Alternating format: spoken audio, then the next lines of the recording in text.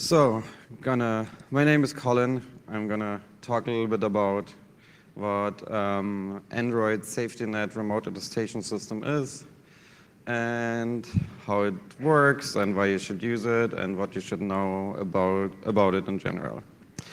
Some background. I've been doing like mobile stuff basically since forever, starting like with like Palmer stuff early in the day, and then doing like Windows Mobile, SMS stuff a lot, and then a lot of Android stuff. I worked for multiple mobile device manufacturers.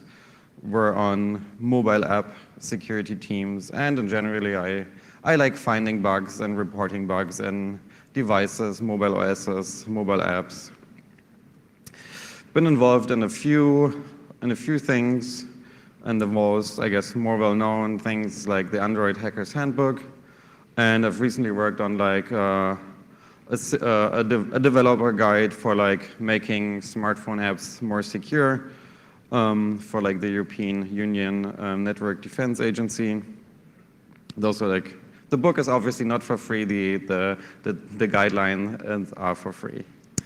Okay, so what are the goals of this talk? The main goal is like understand and what Android SafetyNet Attestation is, how to implement and deploy it, and when you do that, you also want to like know, hey, like what can this actually do for you and what can it not do, and that also leads to like what are like known attacks and bypasses. But I'm going to present something new.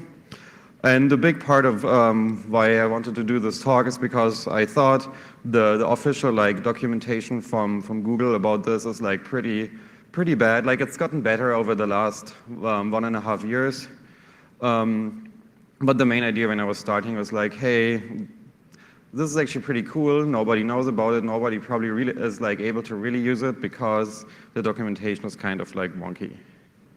So this is obviously about securing mobile apps, and mobile apps are like only interesting if they actually communicate with like something like with your backend service, and you want to like of course make your app like secure, because then like your users are happy, you are happy, you're making money, and everything works as expected, right? And you just don't want your app to be insecure, because then like your customers and yourself are like pretty unhappy. So mobile app security is really a thing these days, and your app is mostly like a gateway to like your backend service, and there's these days a lot of like mobile first or mobile only like applications, which basically there's only, the mobile app is the only like customer facing thing.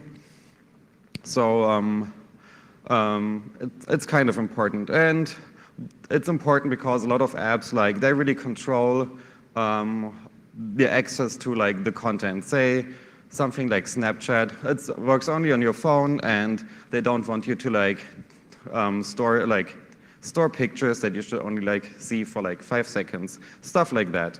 So it's really about, mobile app security is really about protecting your service, your revenue, your brand, and of course your users and customers.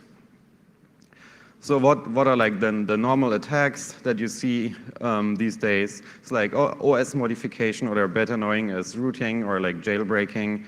And that's really about breaking the assumptions, because your app assumes, hey, if I store something in my private store, the user cannot just like read it. Or you cannot take screenshots if I don't want to allow it, or like my app is not going to be instrumented. And then there's of course app modifications, which is basically the same thing, but you don't modify your underlying OS, but just like the app to do something else.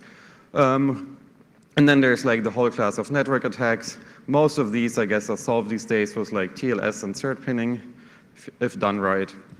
So what is rooting? Basically these days, all of your phones and tablets, you don't have full control over them.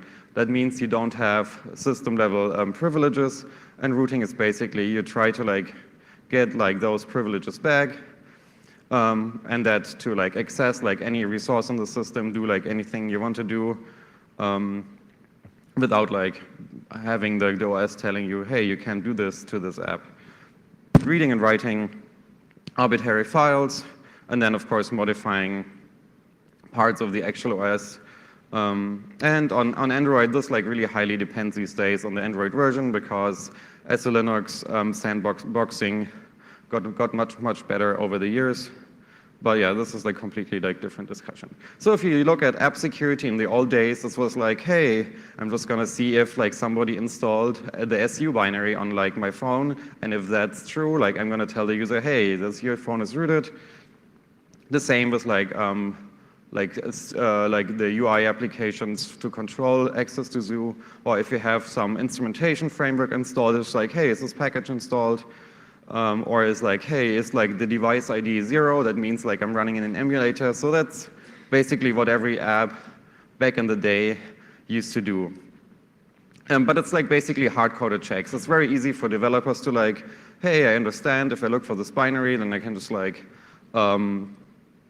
say, hey, you can't run. So it's like hard-coded checks are really easy to understand, implement, and deploy.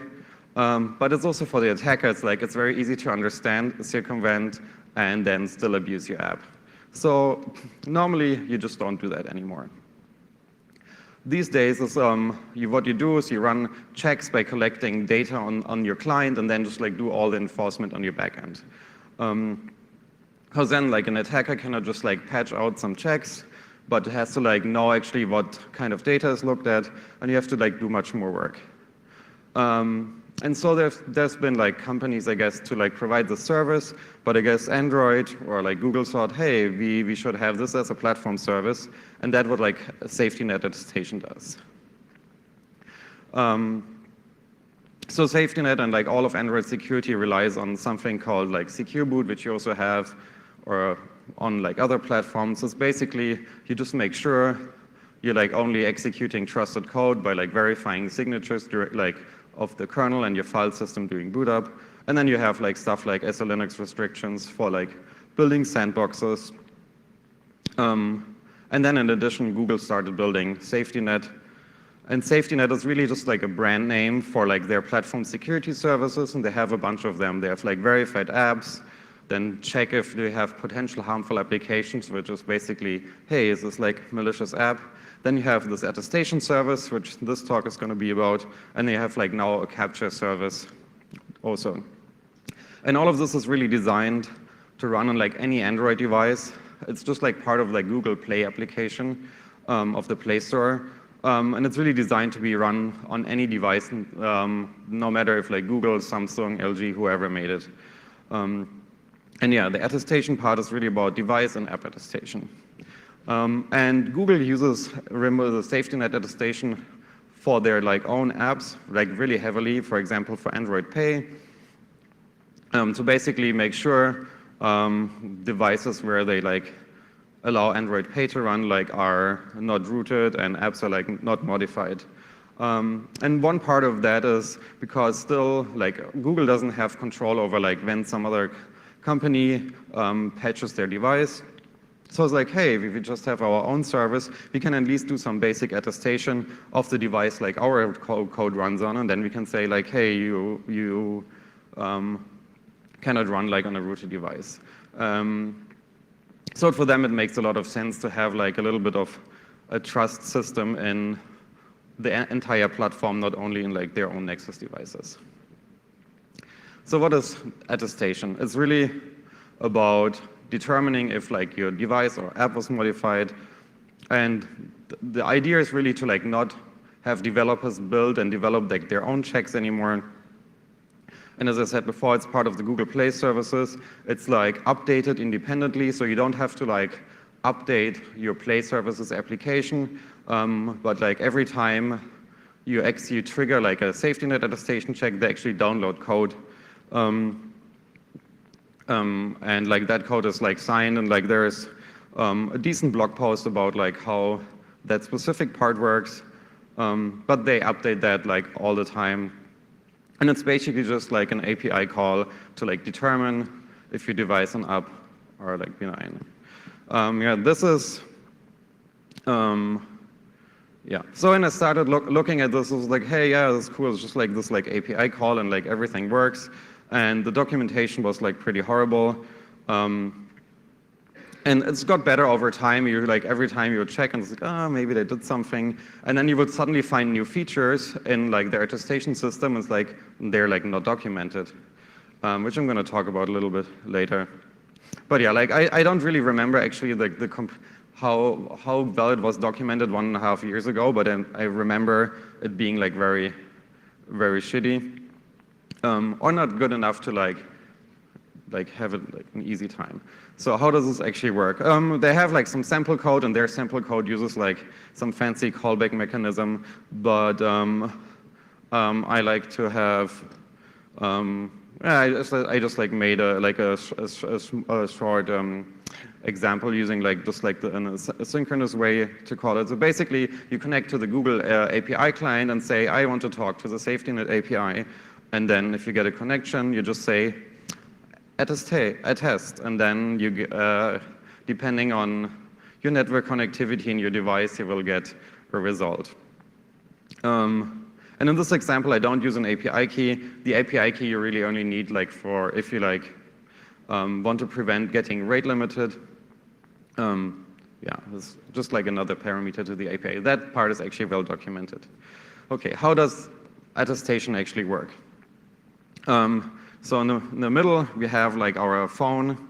It's like the guy in the middle, and it runs like our app, and also it runs like the SafetyNet Attestation service, which is like just a part of like the Google Play services APK on your phone. And then we have Google Play, which is just like the Google backend services. And of course, our app has a backend, because if your app doesn't really have a backend, all of this is completely useless for you.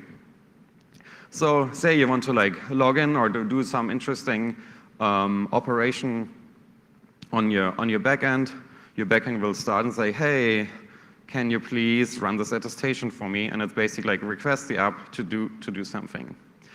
The app then will just like call the SafetyNet Attestation API on the phone and will say, hey, can you please start this attestation? And then actually the safety attestation code on your phone will start and like inspecting your phone and inspect like the app that was calling the API. In this request from your server, you should like include something like a nonce, which is like a number used once. It's basically just like a unique token to prevent that like the result of that attestation can be replayed against yourself. Yeah, you want to have something like that. And basically this inspection step, that's what you like use to implement yourself. And it's like, hey, is this like SU binary on the disk? Is like maybe the system partition mounted read-write, something like all of those checks are now run by like the SafetyNet Attestation client. And Google can really update this client like with any time they want without you doing like any update of your device.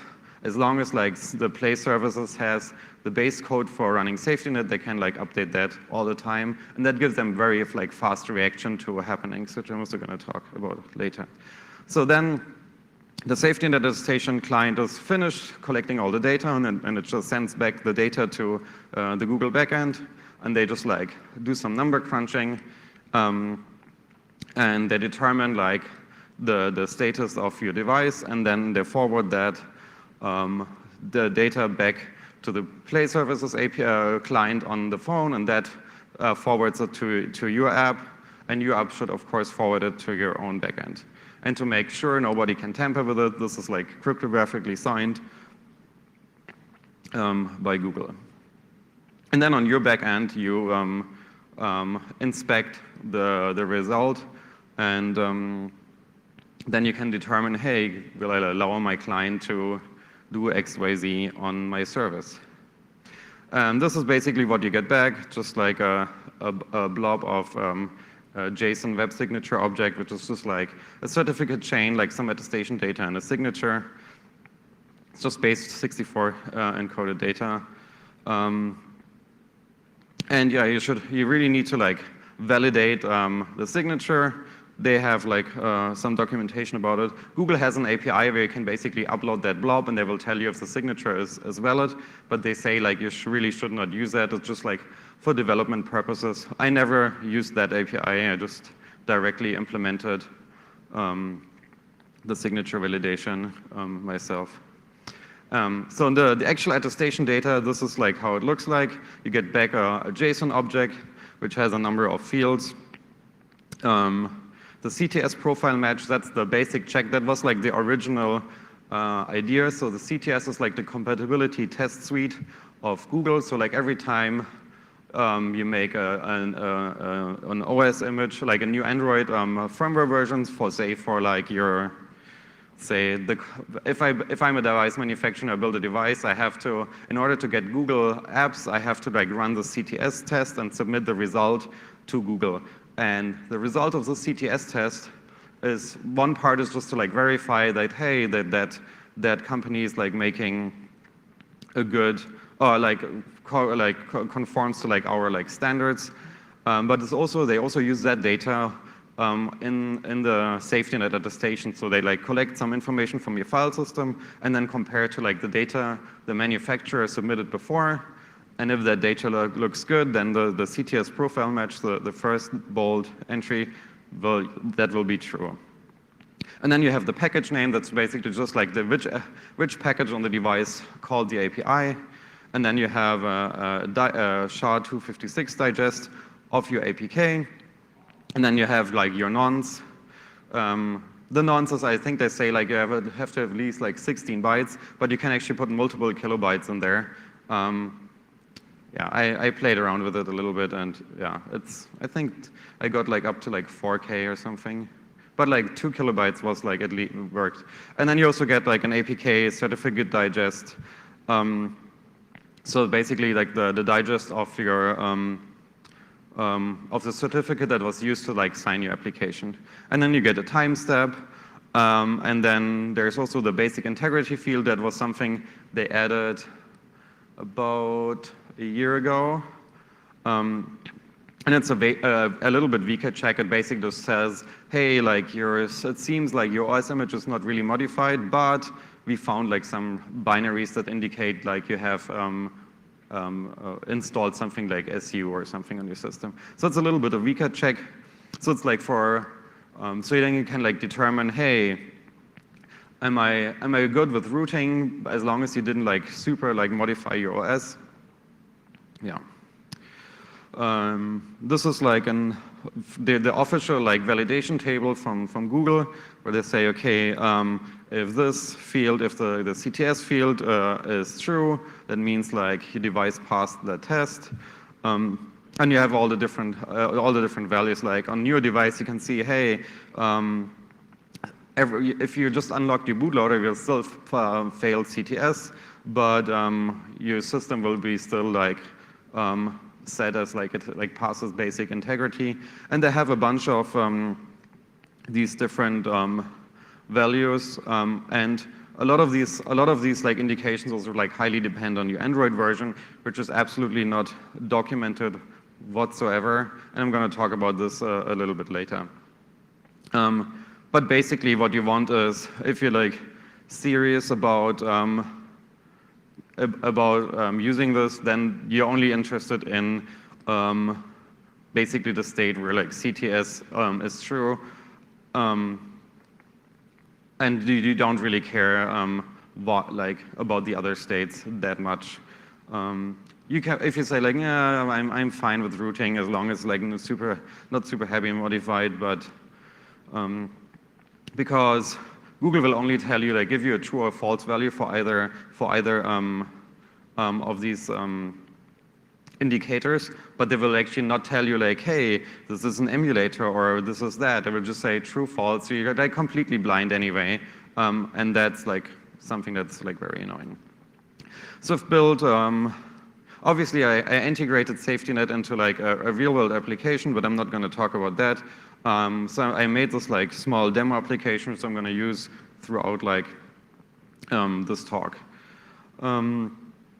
This is just like the default, if everything is okay. Basically, the app just like runs a check against itself and then calls back to my web server to check also the application integrity part, because that part you have to like implement yourself. You only get like a digest. Anyway, this is like the ideal state. This is like an Android 6 device. It's like, hey, secure boot is there, so your bootloader is not unlocked, and you didn't change like the OS, and SafetyNet is actually available, and it also passes like all the tests. And below you see again, I just like print out the this blob. So of course, error cases. This is like SafetyNet is of course like a network-based service. So you run a local check, and then you send like this the data back to Google, and then Google sends back data back to you. So a lot of things can go wrong. So they have a bunch of error cases, and one of them is just like, hey, like something went wrong, and then you get no. And then you just like get like an empty field, and this is like not really. They have this like as a tiny footnote, like, hey, there might something happen, and you just get like this error field set. Turns out like they just like give you like a blob that looks like this, and that means like hey, your API works, but something just runs wrong. And normally, how do you get out of this? You just retry and retry. So you have to be like very vigilant about implementing retries and error handling. Otherwise, this like API is kind of like useless. There's another like nice and halfway undocumented state, and that is when they say, hey, like the documentation says we can't determine which APK called us. That's why we're returning this. And it's like that's like one of the core functionalities. Like if you like send like an RPC on Android and you don't know which other packet called you, that's like I don't know. So the documentation says we can't determine the calling APK. I'm pretty sure it's more like, hey, we can't trust this device at all, so we're not giving you even like anything about your app because it's like this is like super sketchy, and that's also like, yeah, unfortunately like a tiny side note in their documentation. So when you like implement this and you look at this, and it's like, yeah, why are like fields missing? Because one of the things you of course do is like you get like this JSON blob back from the API, and then you first validate like, hey, is this actually, does this have all of the fields? And then it's like, why doesn't it have like all of the fields? And then you like look at it and it's like, huh, this is kind of strange. So that's another not so nice thing.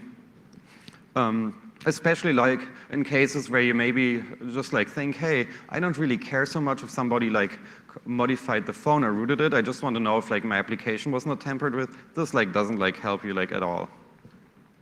So basically that's how it works. So your app is just calling, your backend just tells your app, hey, run this attestation, and then your app like runs the attestation, and then Google does something, and then your app like sends back the attestation to your backend, and then you say like, yeah, access denied or access granted. I wish it was like really that easy. There's like, unfortunately, like much more, especially like error cases. So all of the API calls, all of the different calls will fail in the wild all the time. And so one solution is you like have to retry, but at some point you would just like have to error out, and just really the best solution is to like just report all of the different API error codes back to your backend, so you can have can make an informed decision about what to do. So and you have like these two stages. Excuse me. First, you have to establish like a connection to the Google API client, and that can obviously fail. And then you can have like this in the error cases where like your Google Play services doesn't actually support SafetyNet yet, and the only solution to that is you have to like update SafetyNet. That's why I had this button in my app where it's like, hey, force like an update for Google Play services. And of course, the attestation API yourself, like it will like error out if your nonce is too short, which like should really not happen after like you read the documentation. You can get rate limited, and that means like, hey, maybe you like should put the API key in your app. And then there's generic errors, which is just like, hey, this failed, or like you just got like a zero, like a null string back for like the attestation data, and that happens all the time. Like this is like just like the normal mode of operation. All of this has to be handled for in your client, in your backend. If you don't do that, people are gonna like just bypass it. Yeah, and that's like, so if you run it on, like say an old device, and if your Play service is like too old, basically we'll just get this error 2 back, and this means like, okay, like I can't do anything. So if you're like running or trying to protect a commercial app, you really have to like think about like, what do you want to do? Do you want to like force all of your users to update that? What do you do on devices where you cannot update that? Which those devices should not exist anymore. Like if you have a 4.4 device, you can update that. Like I don't actually know if you can update it on 4.0, 4.0, but like all of the current devices that are used should be able to like update. And it's fun. You can just like go into like the settings on your phone and just basically say like remove all updates for like a specific app, like even a pre-installed app, and then you can like on 4.4 devices you can go back to this state and then to play around, and you see it's like, yep, nothing works, and that's definitely like a state you want to like or be able to report back to your backends. It's like, hey, that device is not updated. Yeah. So what do you do with like all of these API failures? Basically, what also the documentation says, you should retry, especially for all of the generic errors and network errors. Of course, if your phone is not connected, like doesn't have network connectivity, this won't work. But if your phone is, if your app needs to talk to your backend service, that doesn't really matter because you won't be able to like use your app anyway. But that also means you have to make sure if your app has like an offline mode, you don't like block on like, hey, I can't run attestation, I can't run attestation. Yeah. And then of course you have to like inspect this JSON blob, because you don't want to like just like if you see like this error message in the JSON, you don't want to like send that to your backend service and then like restart the attestation. That's something you can just like do locally. And there's yeah, but if that fails, you of course also like have to finally at some point report that. But for like a few retries, that's like you should do that on your phone. And again, like if you don't report like all of the different API failures and back to your backend service and have like a really good plan on what to do, like either show the user some dialogue or maybe or have. It really depends on your app, but you have to have a plan, because otherwise it will just patch your app and return like, hey, like your Play services does not have SafetyNet enabled yet, and we're just like, oh yeah, fine, the user can just use it, or just report like a generic like network failure all the time. And if you say like, oh yeah, if the network fails, of course you can use our service. So you have to be like very careful in like reporting error messages. Also, if you use all the error messages from the two different APIs, you can make a more informed decision, because stuff needs to match up. So if you see like, hey, this one thing works and this other one fails in this strange behavior, like if you can get like a Google API connection, but say like you have a network connection on the SafetyNet attestation, that's probably like false. So you have to like know what kind of error states are like possible, and there's no like infinite amount of combinations. It's just like a bunch. Yeah. So now that you actually have like all of this like attestation data on your backend, and you can just for like the device integrity, you just have to like, hey, I just like look at this two fields, and if they're both true, your device is fine. But you also want to know, is your app like untampered, unmodified? So what about app integrity? And you have these two fields. One is the digest of your APK, and the other one is the digest of your certificate. So APK or app integrity in easy mode is you just compare the certificate digest to yours, and then you know, like, hey, if the certificate digest is the same, you know, like this app was like not repackaged or like modified because they hopefully don't have your private key, so they cannot re-sign it. Also, say you have 20 apps, you only need to like, if they're all signed with the same digest, you can kind of like hard code your digest, your certificate digest and your backend, and just say like, hey, everything that's signed with this key is fine. So that's like really straightforward, easy APK integrity. The more advanced mode is if you actually check the digest of the APK itself.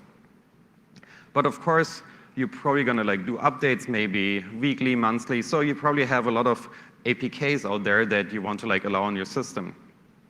So you have to be like really, really careful about collecting all of those digests, because if you miss one of those digests, he will say like, hey, we don't know like this APK, so we're gonna assume you modified it. Yeah, and that's not good.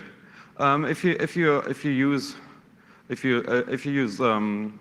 this method, what you can do actually is something like you can have your developers like actually sign all your APKs for testing, and then just in the release process, make sure you like also collect the digests for the APK.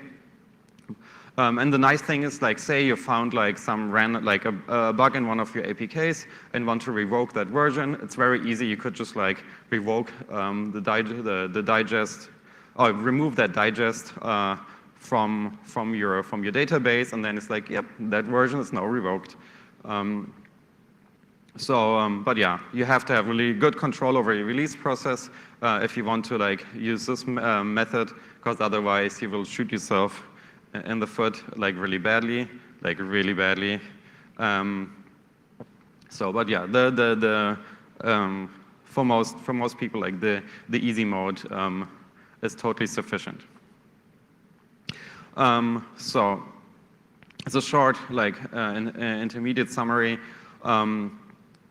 Basically, on the client side, you have to check some error conditions and do retries, report all your failures to your backend, and your backend has to like validate the signatures, check the attestation states, check all the fields and like timestamps. So you can also, in addition to make sure like your nonce is correct, but you can also just like look at the timestamp, because the timestamp doesn't come from your device, it comes from Google.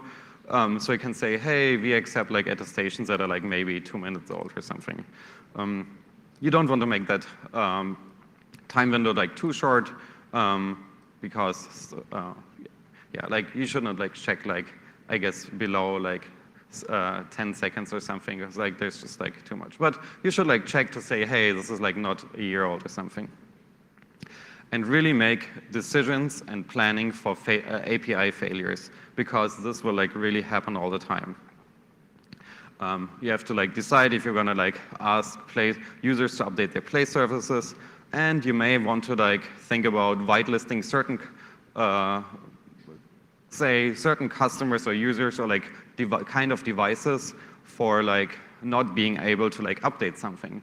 And you really need to be able to like have this kind of whitelisting mechanism, otherwise you will cause a lot of pain for like your users, and you don't want your customers to leave just because they got like a device that has like some weird behavior.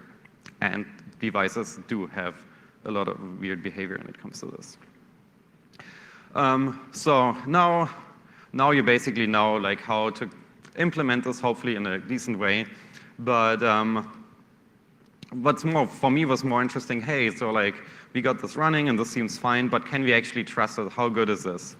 Are there like any limitations or Android versions? Can I like attack this, or can I bypass a check?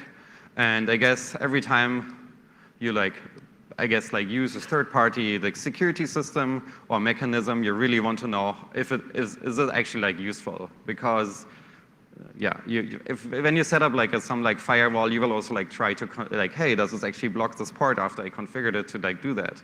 And So basically, I took a really deep dive into like see what you can actually do. First, I looked a little bit like at like Android versions. And Android 4, like 4 and 5 didn't really have any kind of secure boot indication. Like they have secure boot is there, but you can like OEM unlock the device, refresh your bootloader, but that's like not visible to like the application on top. With Android 6, like and up that changed, you actually like know about this. So if you have attacks that rely on like an unlocked bootloader, they kind of all work on Android 4 and 5 devices. And that's like mostly about like routing. You have like a custom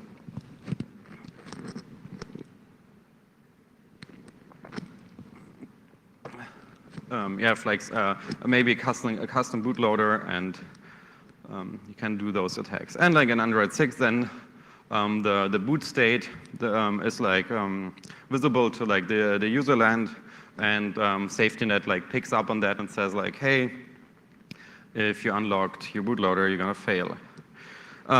So I'm gonna do like a small demo around like Android 4, and you can very easily see that like SafetyNet is really mostly like looking at the file system of the device, and who knows what DM Verity is?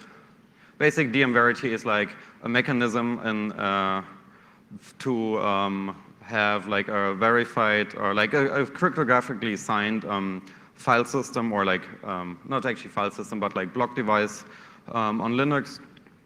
And Android 4 didn't have support for that yet. So you basically, as soon as you get root on an Android 4 device, you can just like remount the system partition and just like write files like SU binary to the file system. And you can very easily make SafetyNet believe that your device is actually totally fine while still having like a root shell on it. And that like it shows you easily that most of the all of the SafetyNet checks I know about are purely file system checks, so not like, hey, is there like a process running as root that like should not be there. So let's see.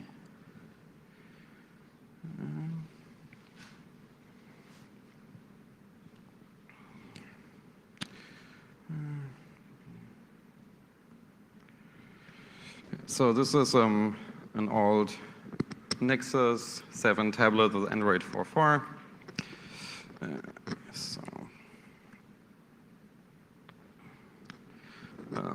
So this is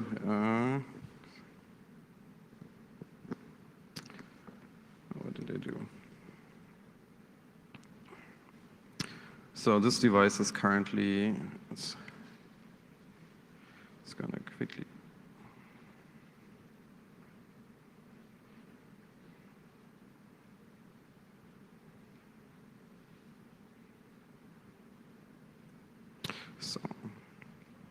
So this device is like currently rooted. So in system X bin, yeah, we have like Sue and daemon Sue. So we now run our little application. Let's see.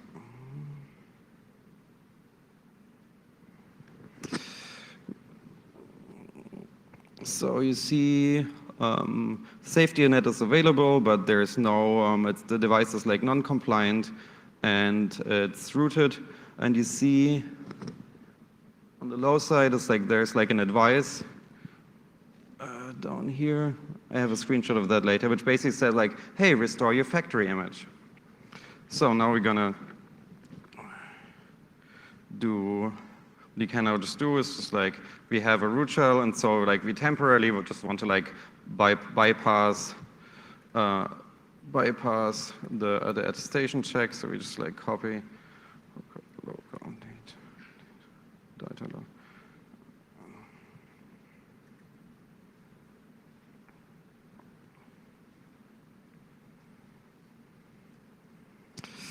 And now we just like, let's go back to this one. Oh yeah, it's already like refreshed, and Now it's like, hey, we're totally compliant. And like a lot of like the SU managers these days, that's what they do. They basically temporarily hide certain files on the file system, and then your app is just like, hey, attestation is fine. Yeah, that was the first small demo. Yeah, so it's like really, it's very like heavily file system based, and you can yeah, easily do that, some bypasses. So yeah, on Android 6, if you have like Android 6 like has like the indication of like your secure boot state, and then down here you see they actually in their attestation now they just like added this new feature called like the advice field. They say like, hey, if they see like your device is like not rooted or like not modified, but you just unlocked your bootloader, so it's like, hey, just relock your bootloader and then you're gonna pass this test. Or if they see like on the Nexus where they said like, hey, you did some modification, maybe you should like reinstall like your firmware. And this is like purely informational, and yeah. So people have been starting to, when like SafetyNet came out, to like basically, like they had like all their routing tools, but now none of them would like allow them to like use something like Android Pay, because SafetyNet would say like, nope, not for you. So there was, people started like, I think from the Super Sue community, they started like SueHide, which is basically, they're trying to like hide certain things on the file system and move stuff around for like SafetyNet to not find them. Just like I just say, just like instead of having the SU binary in like system Xbin, just put it somewhere else, changed like the path name and so on. It was like, yeah, this is fine. There's some good documentation on this one blog post about SueHide.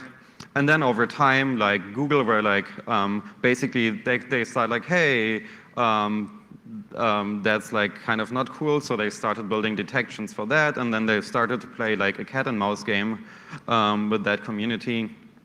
And I think the current like best one is like this Magisk, and that like also works like on newer Android devices, which is like, but they heavily like tamper with like the device. You have to unlock your bootloader, modify like your SLNX policies, and then like they inject a bunch of code here and there, and then you can like hide the routing from like specific apps. So because normally you want like stuff like maybe your shell or like maybe your like modding tool to like have root, so they can like inject code into other things.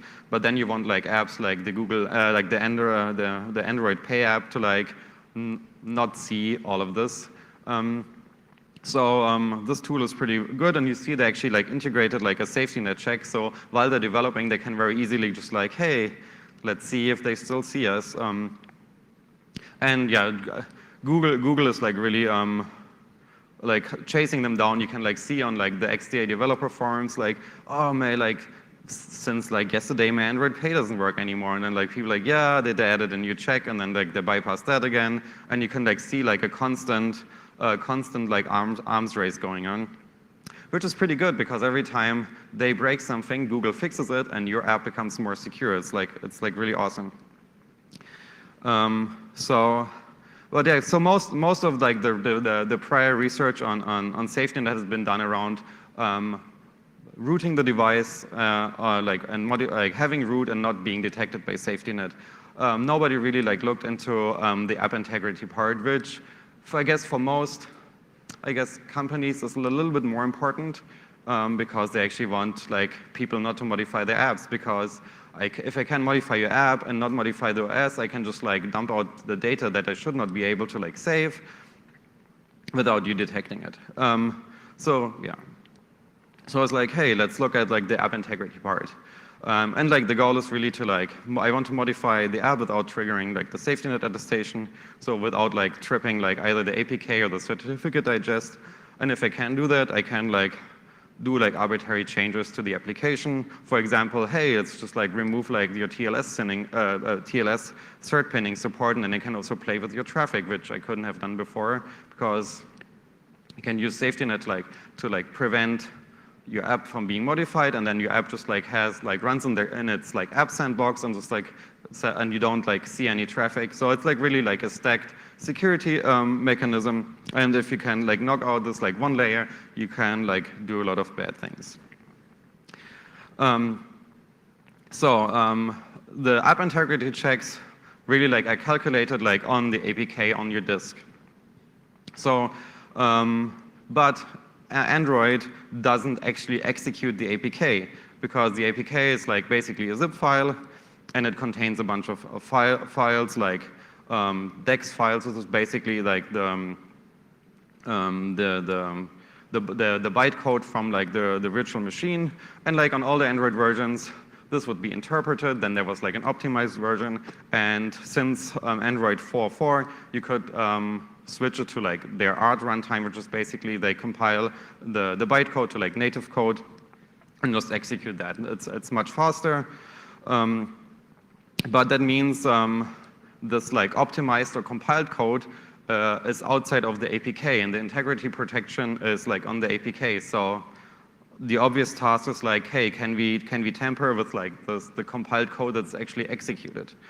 And there was like 2014. There was like a talk around this where like basically they used to use this kind of attack to modify like the Android OS core libraries.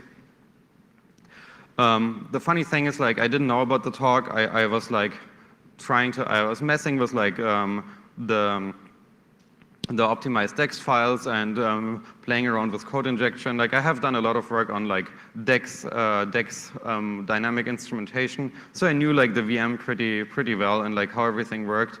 And then I was not sure about one thing, and I Googled, and yeah, that since this guy like did like very like the exact same research just for a completely different purpose. I found that's the slide deck which I never heard before. It was pretty interesting, but yeah. So like how does code actually run on Android? So on Android 4 and 5, you have like your APKs are like in data app, and then you have like your your like app name.apk. But the actual data of the app is like in data, and then you have like your package name. And in 4 and 5, your code is actually in a shared code cache directory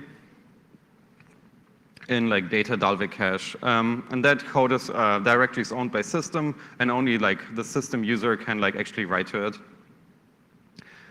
So your app cannot, or even your app cannot read it because of the execution model. Your app doesn't need to read it because Zygote, when it forks your app, it will like load that into memory and just like start executing. So you have like apps have no business like reading that code. On Android 6 and later, they changed the layout of the file system a bit. So like all of the apps are like in data app, and then you have like your package name as a directory, and then you have your APK, and your optimized code is like all in one place. But even if it's like your own apps like container directory, certain subdirectories are only readable, are only writable by the system user or install-d. And install-d is like the service that like actually installs an application, which like creates the directories and like starts like the DEX compiler. So you can the mechanism is exactly the same. Your app can still not read like your optimized bytecode. Yeah, because like Zygote loads that into memory for you. So how does like ODEX modification actually work? In a very generic way, you use APK tool like to unpack your binary. You modify the code, then you use APK tool like repack it, use jar signatures like sign it, and then you have a modified APK. It has like the wrong signature. Let's see. It's gonna. Yeah, I'm gonna like do a full demo at the end if I have the time. And then you're like on the device you have to like compile it, basically just convert the DEX code, the bytecode into native code, and just like run DEX to out, and then you have the ODEX of your modified APK. But on your device. Say you can just like arbitrarily, like say you have root on your device, you can arbitrarily override the DEX file. The VM will still or Zygote will still figure out, hey, this ODEX file does not match like the APK file because there's like a very stupid and simple CRC, just like a CRC over the DEX file that the ODEX file is based off, and since you modified the APK, but you only overrode the ODEX, the ODEX file in the APK is not the same you generated your ODEX from, so it will just like recompile. That's basically how the upgrade process works. You just like write a new APK to the file system, and when you start, it's like, yep, we need to, that doesn't match. So what would you obviously like do? You just like patch the CRC to match like the old, the original DEX file, and I made a very simple tool for that to just like automate it. You can just like say, hey, here's like an ODEX file, here's another ODEX file, here's the CRC, replace CRC. And that really, like this attack basically works on all Android versions. Of course, you have to have a rooted device. So you would like overwrite the ODEX file, then start, stop the application, and you like win. And of course, on like some device, you would just then like maybe remove like the root, so you unroot the device, move maybe just like on the Nexus 7, I can just like now delete like SU and so on, and the application will be modified and it's persistent. Like you can reboot the device, restart, stop the application. As long as you don't touch the APK, that code will like not be touched again. And with this, like you completely bypass the APK integrity check. It's just over.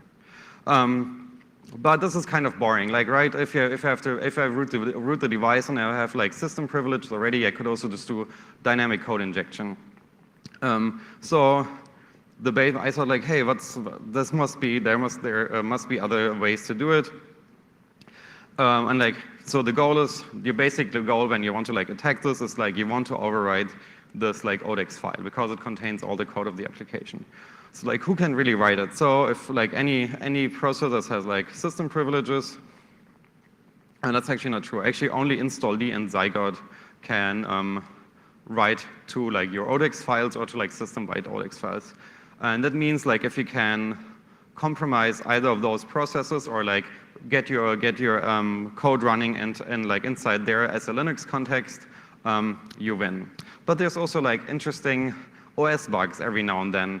And so there was this bug like last year, Dirty Cow, which is basically a race condition in the Linux kernel's handling of memory pages. So basically, the bug allowed you to like overwrite any file on the file system that you can read. So if you can open and read a file, you can also write to it. That was like the essence. It was like, hey, that's like just what we need, right? We can read, because as a shell user, you can actually read the base.odex file. The application itself cannot read it, but if you just get like an ADB shell with like unprivileged user, you can just like overwrite that. And with that, you can basically just do the same attack without rooting the device at all. If your kernel is vulnerable to Dirty Cow, you can do this attack.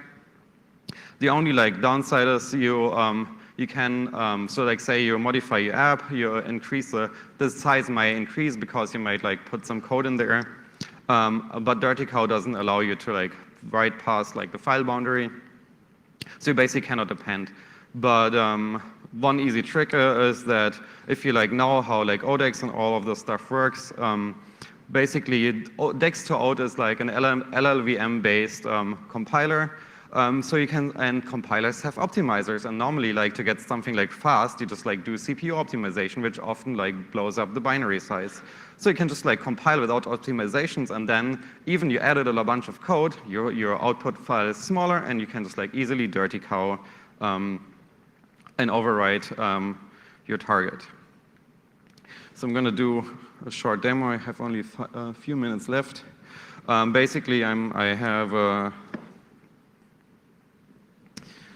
like a Nexus. No, like it's like some BLU device. It's like those devices are like $50, so it's like really good research devices. It's like way too bright. Oh, come on. Anyway, so this is basically the device is like unrooted. secure boot is on, like no modifications whatsoever, and just like this app is running. Let's do a quick demo. So what do we want? So like sa.apk is just like the unmodified APK. So what we're gonna do is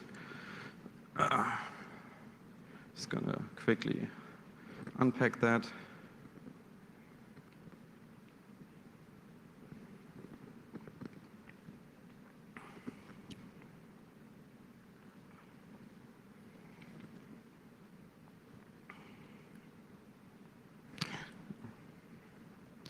So I'm just going to open like one of like the main activity of the app, and the other one is like the code we're going to inject. So this is like if anyone wants any additions to like the greeting we're going to display. Let's see, just like we copy this, and obviously you can like instead of like showing a pop-up, you can just like do like inject like maybe like native some like a call to like load library or something, and then you can just like inject like your own like code into like the app. But basically, you can just like paste this in here, and then we're just gonna build. And building is really just like we're gonna repackage that, and then we just gonna call jar signer with like the default signing key, which is like basically if you installed the Android SDK, you have that to like. And it's Android is the password for the default password for this. So now we have this like the APK. So what we need is like to patch the CRC. So the first thing we're gonna do, first we need to compile the new or a new patched.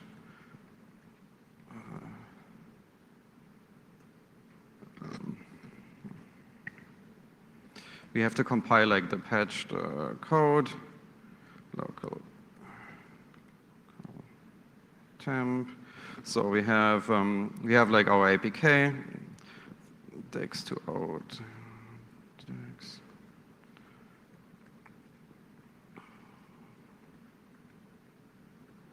I have to also do.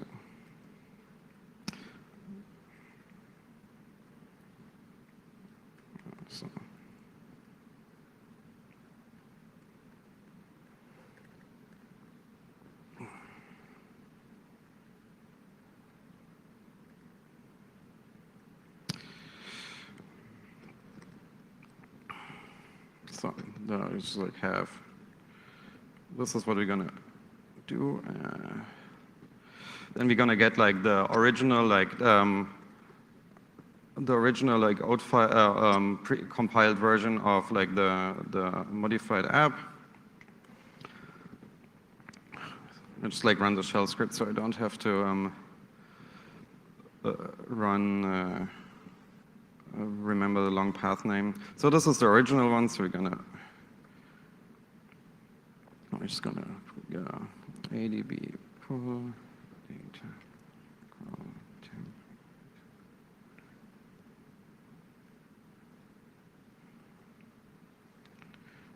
So now we have the two files. Look, our new one is like a little bit smaller, even we added some code. It's like this small tool I built. It's basically just like shows you some stuff. And so like the base class, that's the CRC. It's the other one, and now we can just like, what we do here, it looks like, hey, we want to modify this with this. Then if we run this again, it's like, hey, all CRC. So now we're just gonna push base data local temp.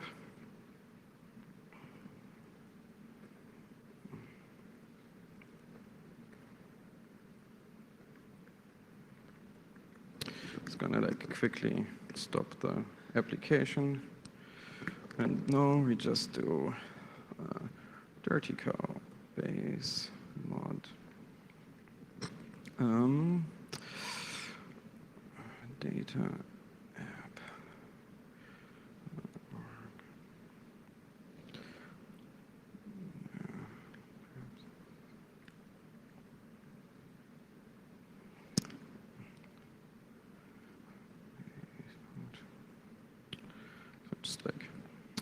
override this. And then we can go back. And we can, I have to like, I'm gonna restart it. It's just like to, don't know if you saw the pop-up.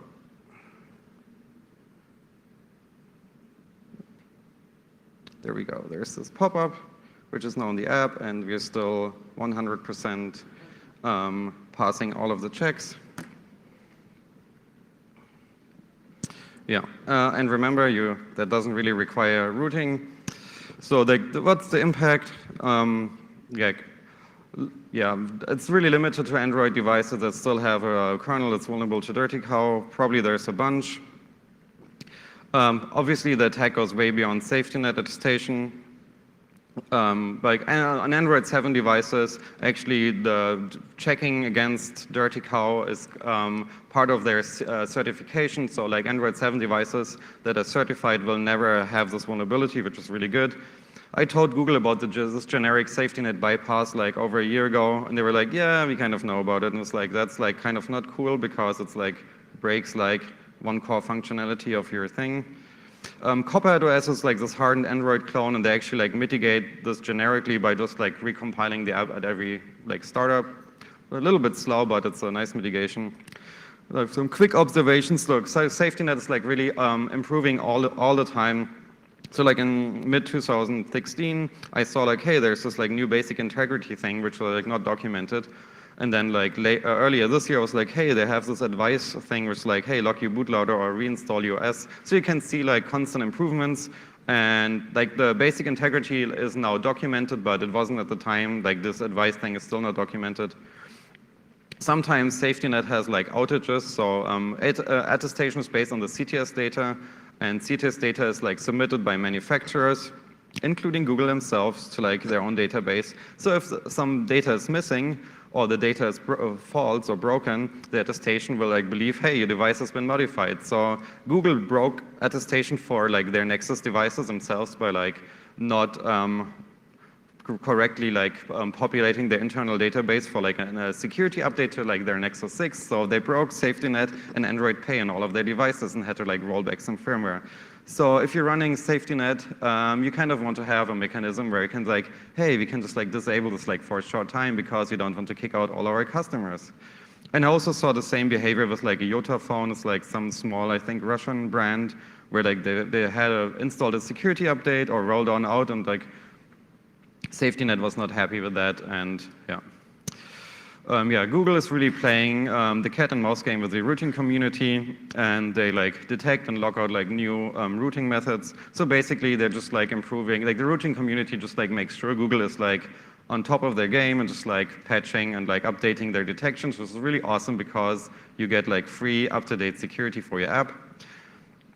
Also, SafetyNet Attestation is free, so like you basically get like a good platform service for free, but you also don't have any service level agreement, so you can like get rate limited if they get overcapacity, or if they like shut it down, like they just like shut it down. If they have an outage, you can't really complain. So you have to make sure you can deal with that and detect that, and not like kick out all of your customers just because Google has an outage. And it's not like, oh, Google will never have an outage. Like service like that, like an outage doesn't mean like the service is down. It just means like maybe they're responding very slow, or maybe like they don't have like information about the device you need to have.